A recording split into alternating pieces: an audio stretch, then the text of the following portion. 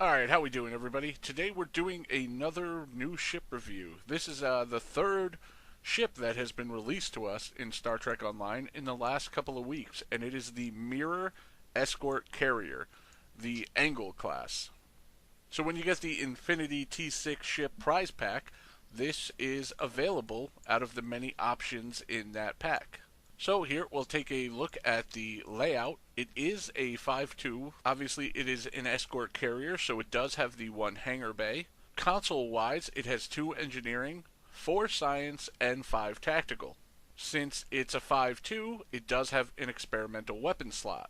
So as we can see, I was actually using the experimental dual warhead launcher, because I just didn't have any time or want to upgrade, but the experimental weapon that it does come with is the Graviton Implosion Charges.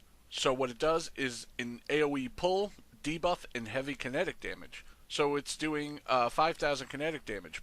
Pulls enemies near target together, and negative 25 all damage resistance rating for 5 seconds. Decreases with distance from target. So actually quite interesting that it seems to be somewhat like a gravity well. So your main target that you're hitting with this weapon seems to then get other enemy ships in that area pulled toward it, and a really nice damage debuff. So that's definitely something worth testing out. See how strong the pull is, and how many ships, and to see if at all if that is affected by control or if it's just the base stat there and it kind of is how powerful as it is, meaning there's no way to make it any better. But definitely something that would be interesting to see and test out. So we'll go over quickly just what I'm running. I wanted to run cannons on it because it seemed like a nice little setup for a kind of a scatter volley build. On this guy, I don't really have a set of any kind of cannons like that I wanted to go with, so I just kind of threw on my rainbows, just some of the cannons I had. We have the Terran, we have the Phaser Quad Cannon from the Defiant, the Advanced Temporal Defense Chronoton, we have the Advanced Radiant Anti-Proton, and the Advanced Piezo Polaron. So we have Disruptor, Phaser, Anti-Proton, and Polaron. In the back, we just threw on an Advanced Fleet Disruptor turret, and then we have the Trilithium Omni, kind of for just really its proc rate, which is the Fire Cycle Haste. For space set here, still running because I just haven't really got into running the competitive or anything. I think they're real nice and I'm going to test them. Just haven't kind of got there. We're running the Nakura 2-piece for the 5% Cat 2 to energy weapon, a Fleet Warp Core, and the Colony Deflector.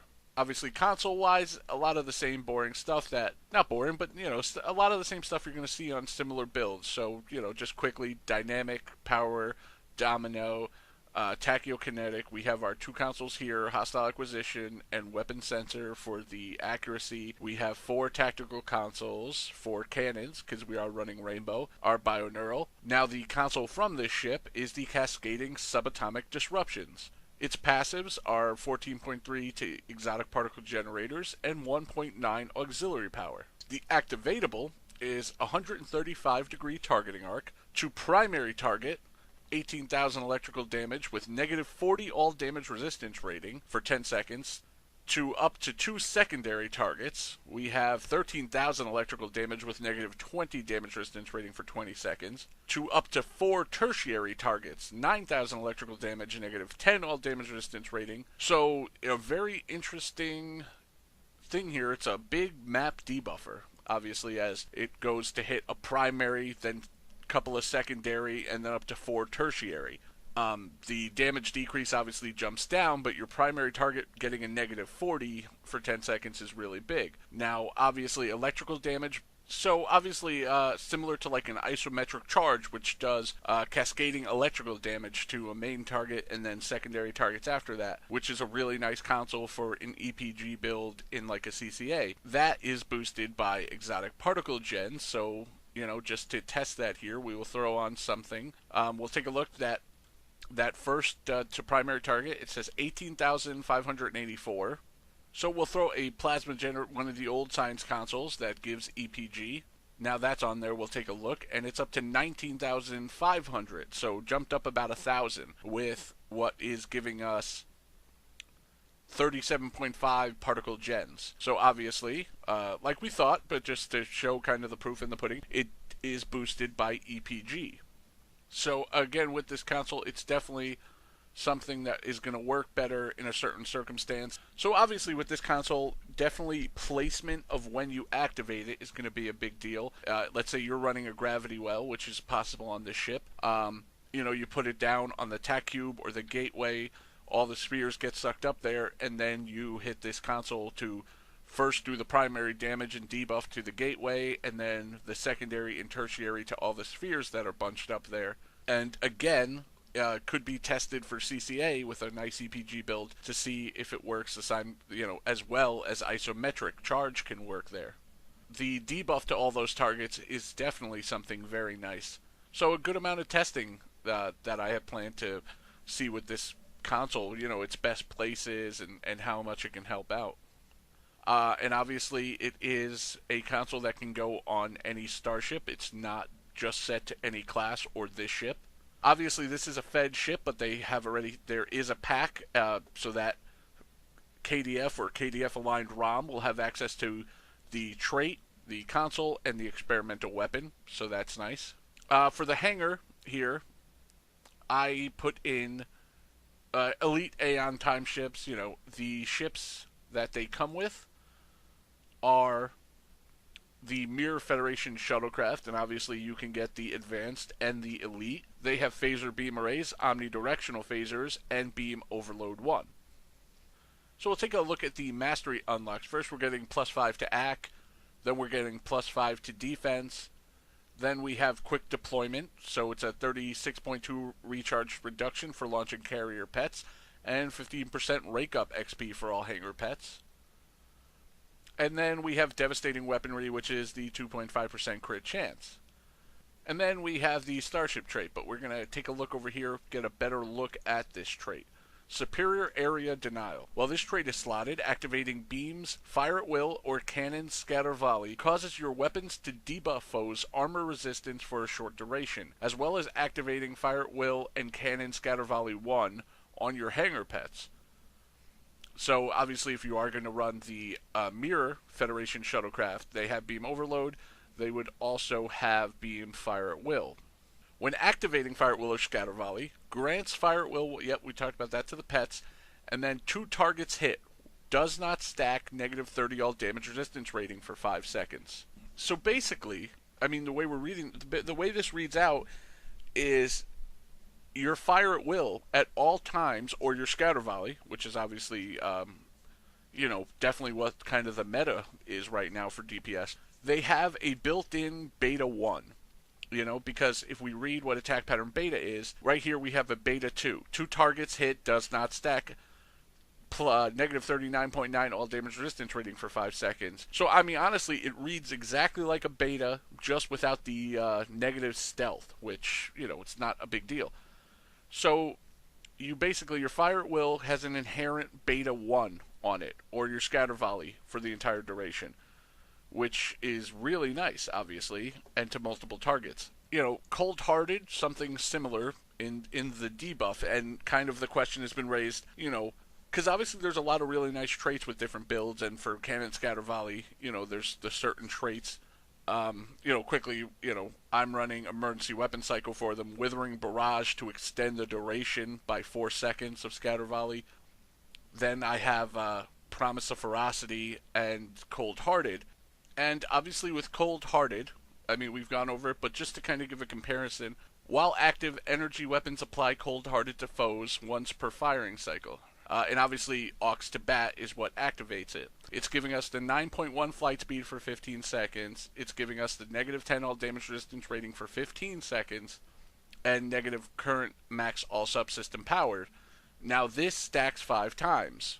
Obviously it can go up to -50 all damage resistance rating for 15 seconds. Alright, so we'll kind of compare this to cold-hearted, to see if it's something you're going to want to run in conjunction like we have here, or if it would replace. Remember about cold-hearted that if multiple people on your team have it, you are seeing the stacks anyway. Like it says, it stacks up to 5 times from all sources. So if 2 or 3 people on your team already run cold-hearted, you're pretty much getting multiple stacks on the targets already. So you can actually, go ahead and run with this and not cold-hearted if you want. So, if you know you're running with multiple people with cold-hearted, you can actually swap cold-hearted out for this trait. And then obviously have room for a fifth if you're running cannons, different. There's obviously a few different options: supremacy, target-rich environment, something defensive like honored, dead, or invincible, depending on what your needs are there.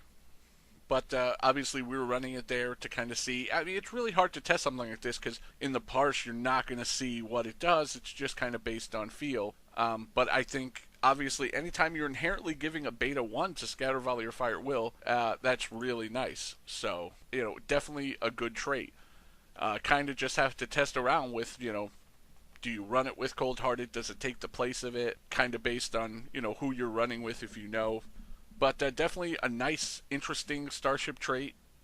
And overall, obviously, mixed with the experimental weapon and mixed with the console, just a really, really nice debuff setup they gave us here. Obviously, just showing we are running Temporal Operative here. Most of the time, I would run Intel with kind of a Scatter Volley build. With this little ship, I didn't know kind of going in how survivable it was going to be. It always depends on team. So I was running Temporal Operative just kind of as a make sure, but I would probably run Intel there if I was trying to push it, and Strategist secondary. For traits, we went over the Starship traits. Here we were running some basics. I think the only kind of two that I swapped out here, I put on Menacing because it decreases threat more when not in threatening stance, and then Repair Cruise for the damage resistance rating and hull repair rate. Other than that, obviously Fleet Coordinator, Point Blank Shot, Duelist Farver, Last Ditch Effort, Self-Modulating Fire, Superior Cannon Training. We'll take a look at stations. So first off, we have a Lieutenant Commander Temporal Operative Universal. Then we have an Ensign Universal. And then we have our Commander Tactical, a Lieutenant Engineering Intel, and a Lieutenant Commander Science. So how I've decided to do it was in the Temporal Operative, I had decided to go with an Engineering. I have my Emergency Powered Weapons 3 and Engines 1. We have our one, this is our one copy of Emergency Bat, and then the Lieutenant Engineer gave us our second, as well as putting OSS 1 in the Ensign spot there. Our Ensign Universal, we put one of our SROs with distributed targeting. And for our Command Tactical, our Commander, we put in Scatter Volley 3, Beta 2, Chemosite 2, and TAC Team 1. In our Lieutenant Commander Psi, which is always nice because you do get the ability to throw on a Gravity Well. It is only a 1, but it could definitely still help with crowd control.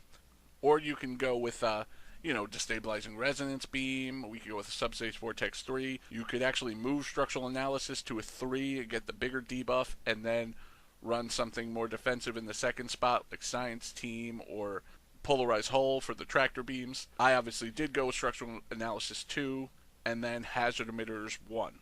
So, there's a couple of different variety with the Lieutenant Commander and the Ensign both being universal. Obviously, if you wanted to throw in some temporal op abilities like Recursive Shearing or something, you could play around with that. Again, I always like when you do have the availability of a Lieutenant Commander Science. It kind of opens up what you could do there if you do want some help with the crowd control. So again, this ship is fairly new, but in the short time since I've gotten it and got to play around with it, I have enjoyed it. I think it's another one, interestingly, that the Juggernaut really built well for cannons, both with, its trait and just the ship layout and design. It's really nice. This one is another one that obviously fits the cannon kind of setup really well. It's a lot faster and easier to maneuver than the Juggernaut. Another really nice Starship trait, and a very interesting console, especially with all that debuff. I mean, even obviously, like, this build is not EPG dependent, but with all that debuff, even though your electrical damage is probably not going to give you a whole heck of a lot, it's still something interesting to play around with there. Something I'd have to keep testing, but definitely think it's interesting. And anytime you have a hangar, that's nice. You could throw in any kind of universal pet that you like, that you prefer there. So obviously kind of similar to the Akira as another kind of escort carrier. And obviously for those, this ship is still not cheap by any means. but it definitely is not going to break the bank to the extent that the Miracle Worker Juggernaut would. You know, I would say this ship, I think I purchased it for around 330 mil to 300 million range is usually where the Infinity Prize Pack T6 ships sit. So, and you know, this one's definitely nice. So, if you have that kind of money around and you're interested in it, I definitely think it's a good ship. Or if you just get really lucky opening Infinity Lockboxes. So, you know, we'll just take a look here, kind of just aesthetically, at what everybody thinks about the way it looks. You know, it's obviously it's a very thin ship, as you can see here on the side. It's just all kind of one. It has your basic, you know, your basic saucer section that's also connected to the main hull, which comes off there in the aft, and then has the pylons that connect straight to the nacelles. So really compact kind of design. I think maybe if the nacelles kind of came down on an angle, I think I'd like that a little more. But overall, I don't think it's bad. You can see the Terran Empire symbol there, which is pretty cool. You see kind of that the color scheme here. It's the bit of the grays and the black shading with the red outline kind of definitely gives you that feel. I don't know how I feel about these kind of these green lights there. At first I thought I'd put the assimilated console on and didn't disable the visuals, but as you can tell they weren't on the build. So to me that kind of is a bit of an eyesore. It kind of pops there. And it looks like it's only on the left side for me for right now. But overall, I don't think it's bad. I think it's a nice little design. Probably not my favorite, but definitely not my least favorite. So I'd be interested to get your guys' opinions. So let me know if anybody else has this ship and has got to fly it. You know, let me know what you guys think. And as always, if you guys have any questions or you want to see any kind of specific build or anything special like that, just let me know. All right, guys, thanks.